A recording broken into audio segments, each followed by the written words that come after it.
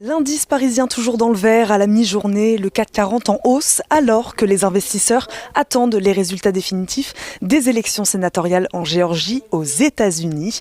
Les résultats provisoires donnent à la mi-journée démocrates et républicains au coude à coude. Un siège sur les deux serait encore en jeu. Les investisseurs semblent néanmoins anticiper une victoire du camp démocrate qui prendrait alors le contrôle du Sénat. Le Congrès doit d'ailleurs se réunir aujourd'hui pour approuver la désignation de Joe Biden en tant que 46e président des États-Unis. On attend également aujourd'hui, aux États-Unis toujours, l'indice PMI des services du mois de décembre, les commandes industrielles et les chiffres ADP de l'emploi dans le secteur privé. Le consensus s'attend à un sévère coup de frein dans les embauches avec seulement 50 000 créations nettes de postes contre 307 000 en novembre.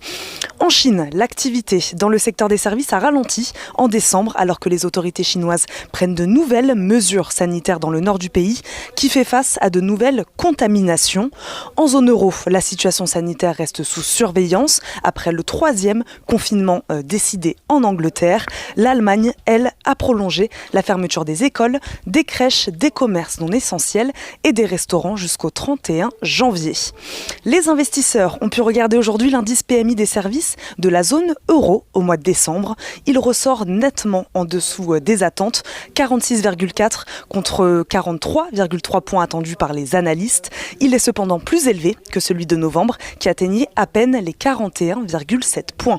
En France, ce même indice ressort également en dessous des attentes à 49,1 points contre les 49,8 attendus. Cela reste cependant sa plus faible contraction depuis 4 mois.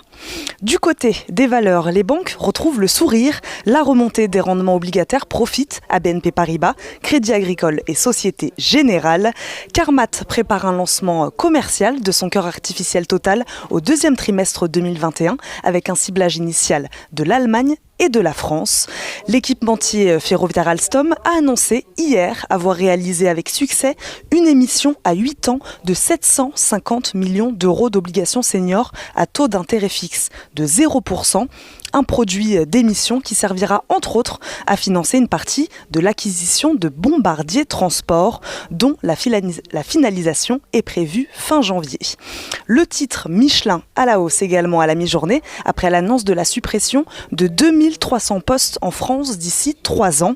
Et enfin, après avoir grimpé de 5% hier, les cours du brut continuent de progresser pour renouer avec leur plus haut depuis février dernier.